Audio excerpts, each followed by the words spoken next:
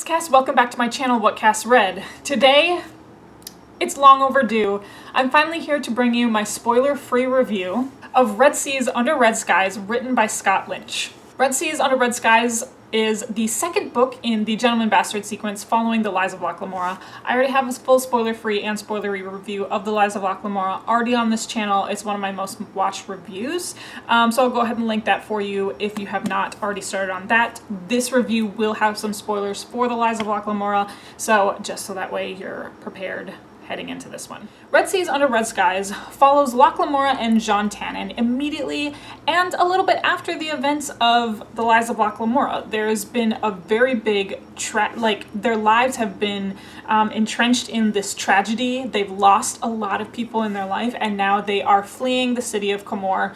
They're fleeing all that they knew, and now they find themselves in the city of Tel Varar, and specifically the Sinspire. The Sinspire is this gambling house that is right up in Locke and Jean's alley, and of course they con their way through it. They con their way to get the connections that they need to meet the powerful players in this gambling house.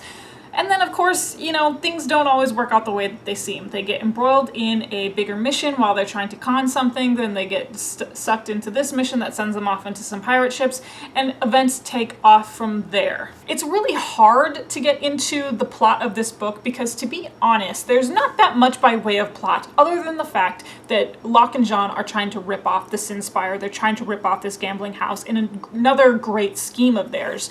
But what happens in the day-to-day life of them, what happens between the two men, I feel is the main story, because we see a different side of Locke and Jean that we didn't really see before in The Lies of Locke Lamora, where they're very much had this camaraderie with the Gentleman Bastards. We see Locke and Jean on their own for the very first time, and that builds some tension between the two of them. So in the midst of this con, I feel like the greater story is really what's happening between Locke and Jean here. So first I want to talk about the world building.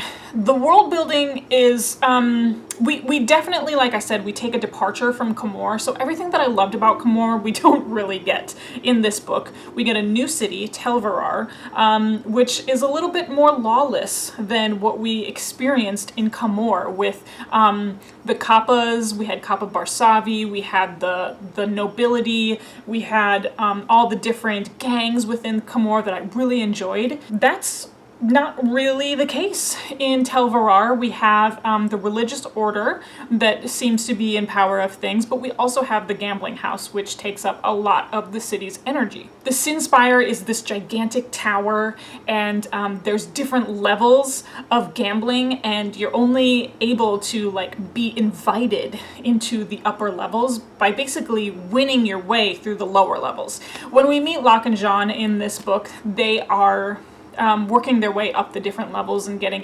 invitations to the upper levels, and that's their key for meeting the very powerful players of this gambling house that they're trying to rip off. I just really enjoyed this atmosphere. I really enjoyed this concept. This is where I felt like a lot of people were talking about Ocean's 11, just because, I mean, that plot is very similar.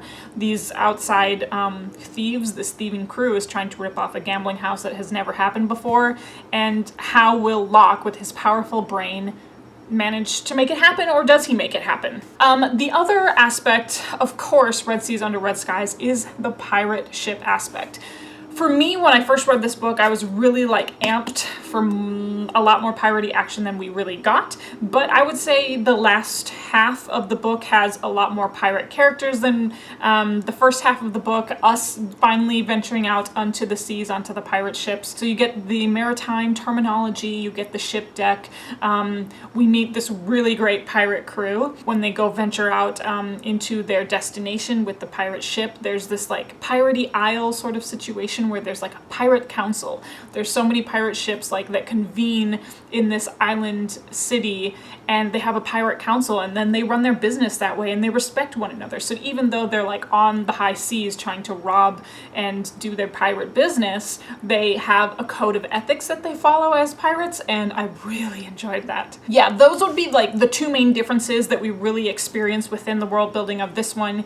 I felt like this story was very separate from The Lies of Locke Lamora. The settings and the people that we meet really kept this story separate from the Lies of Locke Lamora. So next I want to talk about the characters. This is really hard to talk about in a second book because I felt like the only character that I really wanted more of was Captain Drakasha. She is the pirate captain that they meet along the way, and she is a female woman pirate boss with her children on the ship. She has a female crew, but like she has a male and female crew, and the way that she runs her ship was like, it was just like so efficient, but so like morally gray and but like full of pirate ethics, and I really enjoyed her. She was a really sharp woman. When we follow Drakasha to this pirate council, like just like the command that she has within that pirate community was really great to follow.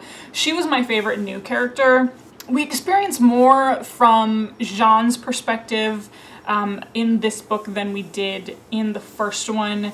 The flashback sequences between Locke and Jean are very prominent in this book as well. While there's like new villains and stuff, there wasn't really a villain, because like I said, I feel like the main conflict was Locke and Jean experiencing some growing pains versus the pirate conflict, them trying to rip off the Sinspire. The Bonds Magi do make an appearance in this book, so I feel like as we move through the story and as we get to the later books in this Gentleman Bastard sequence, we're going to follow a lot more of the Bonds Magi than we have. They've just been kind of like on the outskirts, and now we're going to finally get into some more action with them because Locke has like really been pissing them off, and that makes me happy. So overall, for a second book, loved it. I gave this 4 out of 5 stars. It was still like so ridiculously smart, and the kind of heartbreak that we experience at the end of the Lies of Locke Lamora, he really like nailed it with his flashback sequences,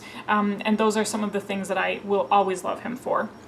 I gave this 4 stars because it's simply just like, to me it didn't measure up to the Lies of Locke Lamora in the sense that everything about the Lies of Locke Lamora was a 5-star read. This, like I said, since it didn't really have like a main villain, Locke and Jean are trying to pull off a scheme, a really great heist yet again, but I didn't feel like any sense of urgency as far as trying to complete their task. They did get kind of sidetracked into multiple different things instead of like the main plot, but it was still really enjoyable. It set me up really well for the Republic of Thieves. Cannot wait for that one because I think that's where we're gonna really get back to some really dangerous things. Red Seas Under Red Skies, really great read, really great continuation of the Gentleman Bastard sequence, 4 out of 5 stars. All right, everyone, I will be filming a spoiler video.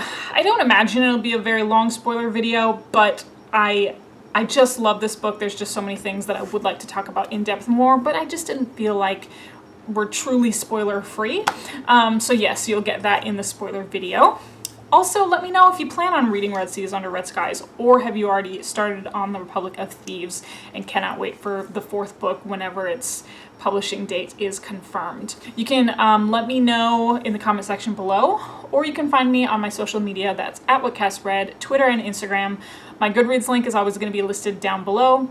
And of course, you know how these videos end. I'll talk to you later. Bye.